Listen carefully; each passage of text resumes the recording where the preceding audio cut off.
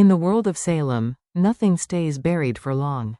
And this Thursday, April 3rd, Days of Our Lives delivers an episode that fans won't forget. A gunshot echoes through the DiMera mansion, and the fallout begins immediately. Chad walks into the DiMera living room expecting quiet, maybe the clink of a decanter, the rustle of papers. Instead, he stops cold. The room feels off. Then he sees the blood. EJ is on the floor, collapsed near the fireplace. His body is twisted unnaturally, one hand limp, the other curled as if he tried to reach for something, or someone. Blood spreads fast beneath him, soaking into the expensive rug. His shirt is dark with it, the wound in his torso still fresh. Chad doesn't think. He drops to the floor beside his brother, his breath catching in his chest. His hands go to the wound instinctively, trying to stop the bleeding. His phone is already out, fingers dialing before his brain can fully process the scene. Every second stretches. The silence in the room is suffocating. The grandeur of the house, the chandeliers, the family portraits, fades into the background. It doesn't matter here. All that matters is EJ, slipping further away with each heartbeat. EJ arrives at the hospital in critical condition. Paramedics rush him in, shouting out vitals. The team mobilizes immediately. Blood pressure's dropping. His pulse is faint. The wound caused deep internal damage, and he's losing blood too fast.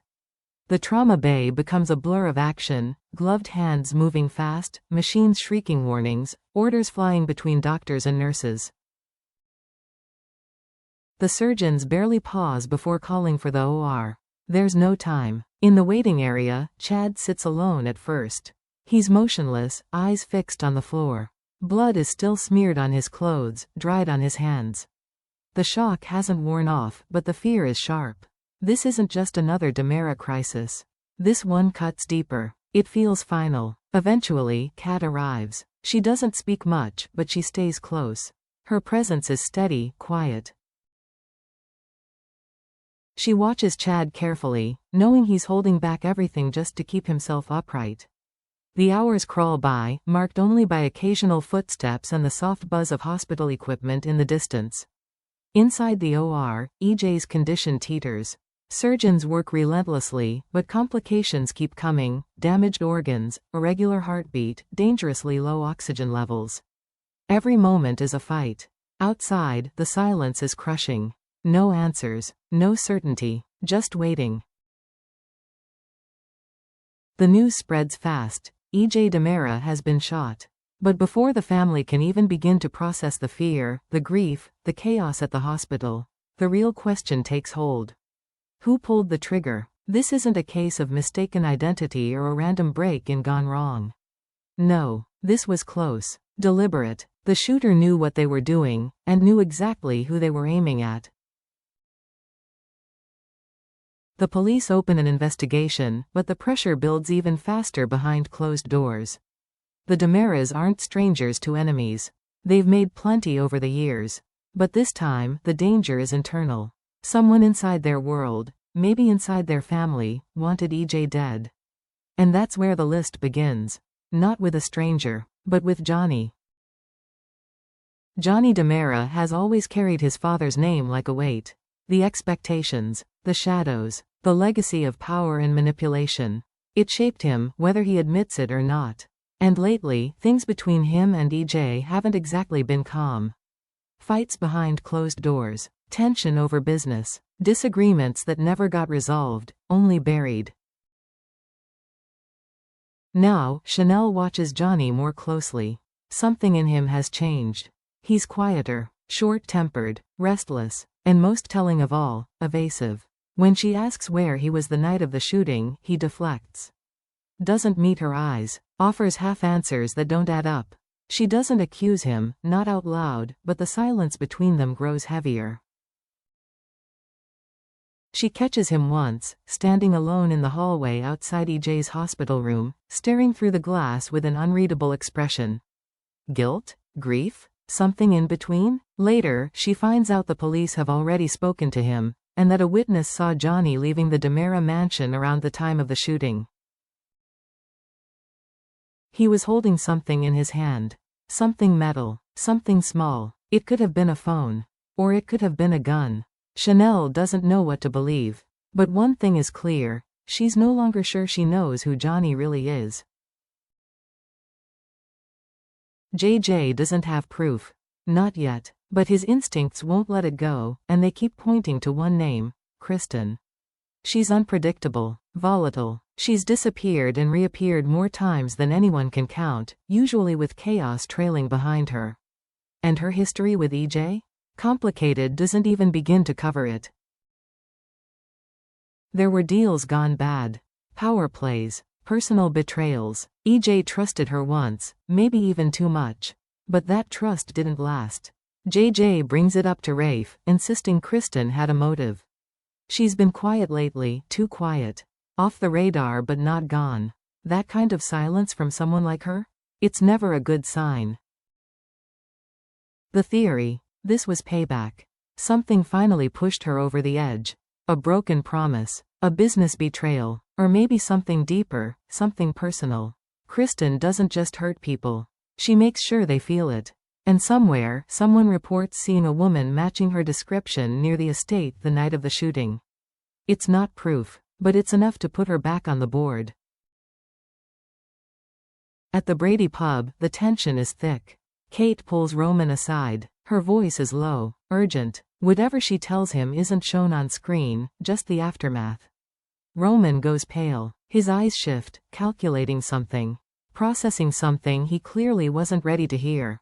And from that moment on, they both start acting differently. They're guarded around others. Conversations trail off when anyone walks in.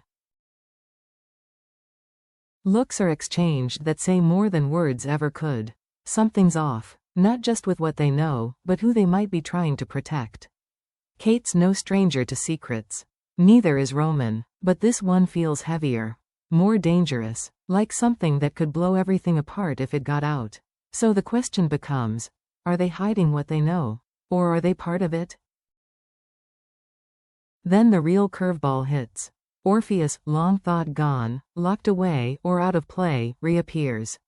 Not dramatically, not with fanfare, just a quiet, chilling entrance that changes everything. A blurred figure walks into a dark room. Shadows, surveillance monitors, a map of Salem on the wall. And there he is, Orpheus, calm, watching. He doesn't need to say anything. His presence alone says it all. The game has changed.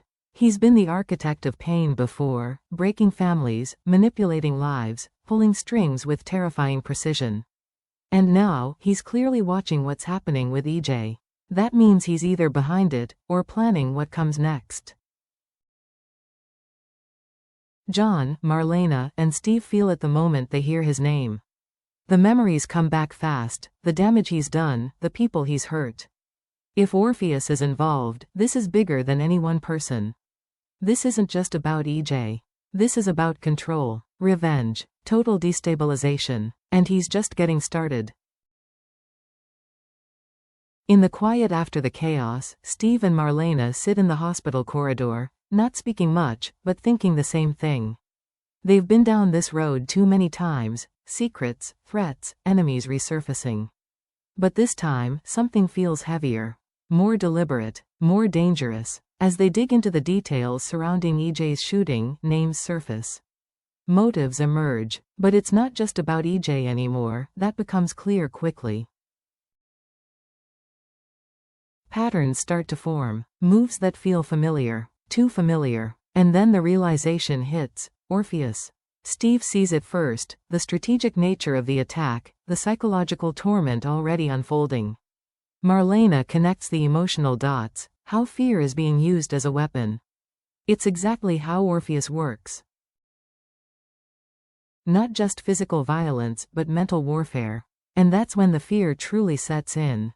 If Orpheus is involved, this isn't about revenge on EJ. This is bigger. It could be about John. For the first time, Steve and Marlena allow themselves to say what neither wants to believe. What if John doesn't survive this?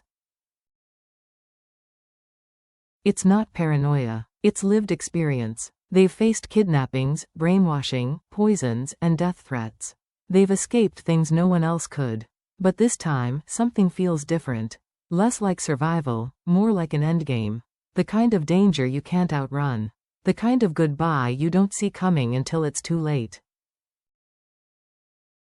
As the mystery deepens, here's what insiders and longtime fans are speculating. A trusted ally will be exposed. Someone no one suspected, someone close to the Damaras, who's been playing both sides from the start. A false confession will shake the case, someone will step forward claiming to be the shooter. But it won't be true. It'll be an act of protection, for love, loyalty, or guilt. EJ will hover between life and death, triggering a near-death vision or flashback, and in it, he'll see something. A detail, a face, a piece of the puzzle the police missed. Johnny and Chanel will reach a breaking point. Accusations will come out. Trust will be shattered. But whether they fall apart or hold on tighter, that remains to be seen. A familiar face will return to Salem, and with them, a revelation no one saw coming, something that blows the case wide open and redefines everything about the shooting. This isn't just a whodunit. It's the start of a seismic shift in days of our lives. This story is about more than a bullet. It's about broken loyalties, buried secrets, and what people become when pushed too far. Family lines will blur. Relationships will fracture. Injustice? It might not come clean. Because in Salem, nothing stays buried forever, not the truth, and definitely not the past. Keep watching, because the real story hasn't even started yet. And when it does, no one will be safe.